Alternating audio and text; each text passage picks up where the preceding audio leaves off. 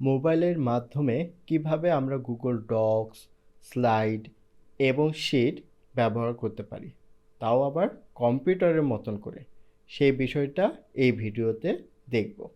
প্রথমে গুগল ক্রোমে যাব। এখান থেকে আমি গুগল ডক্স লিখে সার্চ করব। পরবর্তীতে উপরে যে থ্রি ডট আইকন রয়েছে এখানে ক্লিক করব। ডেস্কটপ সাইট যে অপশনটা রয়েছে এটাকে অন করে দিতে হবে। আমি এখানে টিকমার্ক দিয়ে দিলাম। আমার ভিউটা এখন কিন্তু ডেস্কটপ ভিউয়ের মতন চলে এসেছে। এবার আমি যদি সাইন ইন গুগল ডক্স এই অপশনে ক্লিক করি ওয়েবসাইটে, ওপেন উইথে আমরা সবসময় ব্রাউজারটাই সিলেক্ট করব। তাছাড়া কিন্তু ড্রাইভে গেলে আমাদের ডেস্কটপ ভিউটা আসবে না। আমি ক্রোমে ক্লিক করব। দেখুন আমার ডেস্কটপের মতন আমরা যেভাবে ভিউটা দেখতে পাই ডেস্কটপে, সেই ভিউটা কিন্তু এখানে দেখতে পাচ্ছি এবং কাজটা সম্পূর্ণ ডেস্কটপের মতনই করতে পারবেন।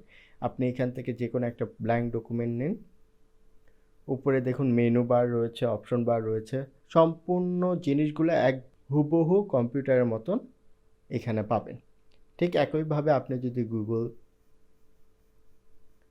স্লাইড লেখেন, এরপর সার্চ করলেন, দ্বিতীয় ওয়েবসাইটে ক্লিক করলেন, এরপর ব্ল্যাঙ্ক ডকুমেন্ট, দেখুন স্লাইডটাও কিন্তু আমরা একইভাবে পেয়ে যাচ্ছি। পাশাপাশি আমি যদি গুগল শিট লিখে সার্চ করি, এরপর দ্বিতীয় ওয়েবসাইটে ক্লিক করি, এরপর ক্রোম সিলেক্ট করব, এখান থেকে ব্ল্যাঙ্ক ডকুমেন্ট নেব। দেখুন সেটাও আমরা কিন্তু কম্পিউটার ভিউ মতন করে পেয়ে যাচ্ছি। আবার আমরা যদি গুগল ফর্ম লিখি,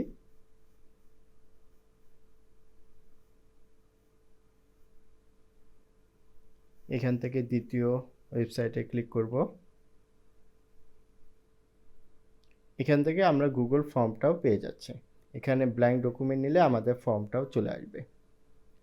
তাহলে মূলত আমাদের যে সেটিং রয়েছে ব্রাউজারে, এখানে আমার একটা লেখা রয়েছে ডেস্কটপ সাইট, আপনার একটা ভিন্ন লেখাও থাকতে পারে, ডেস্কটপ মোড, ডেস্কটপ ভিউ, হ্যাঁ যেটাই থাকুক এটাকে অন করে নিতে হবে।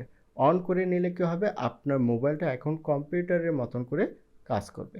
এইভাবে আমরা অ্যাপগুলো ইউজ করতে পারি অনলাইন মাধ্যমে, হুবহু কম্পিউটারে যেভাবে আমরা ব্যবহার করি। তো ধন্যবাদ সবাইকে।